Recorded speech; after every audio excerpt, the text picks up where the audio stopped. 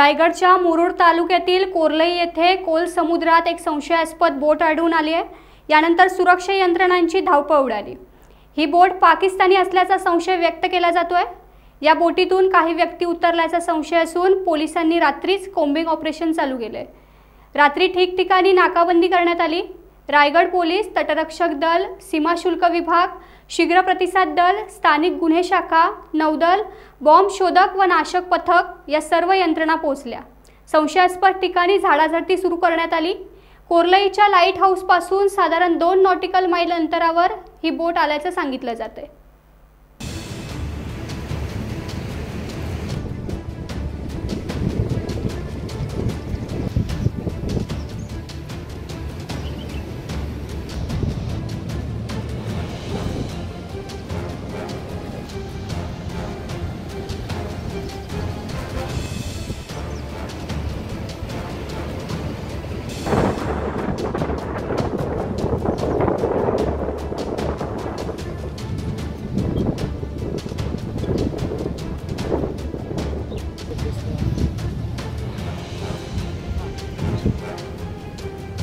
काल रात्री 8:30च्या सुमारास एक संशयास्पद बोट कोर्लईच्या समुद्रात 2 नॉटिकल मैल अंतरात आहे असे संशयास्पद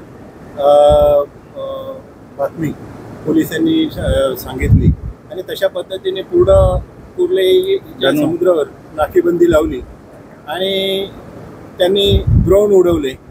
पण ड्रोन का हवेचा दाब एवढा असल्यामुळं तो ड्रोन का त्या जागेवर पोहोचू शकला नाही आणि सकाळी पहाटेपर्यंत 4 वाजेपर्यंत पोलीस इकडे बंदोबस्त लावून होते। पण 4 वाजेपर्यंत कुठलाही म्हणजे ती जी लाईट दिसत होती ती लाईट दिसायची पण बंद झाली।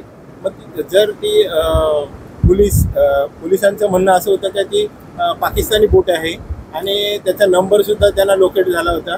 तर ती जी बोट होती ती कशासाठी आली होती आणि काय करण्यासाठी आली होती काय आतापर्यंत आम्हाला कळलं नाही। किती पोलीस बंदोबस्त आणि किती अधिकारी होते काय?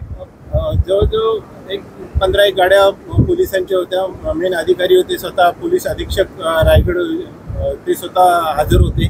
त्यांनी पण जवळजवळ 3-4 तास इथे संपूर्ण पाहणी केली। त्याच्यानंतर इथे रडारचं टॉवर आहे लाईट हाऊसवर, त्या रडारच्या टॉवर मध्ये जाऊन सुद्धा त्यांनी लोकेशन बघितलं। या सगळ्या गोष्टी बघत असताना पण कुठे आता पहाट झालेली आहे पण कुठल्याही प्रकारचं अजून बोट सापडलेली नाही। टाइम्स डिजिटलला लाईक करा, शेअर करा, सबस्क्राईब करा आणि बेल आयकॉन दाबायला विसरू नका। Times digital.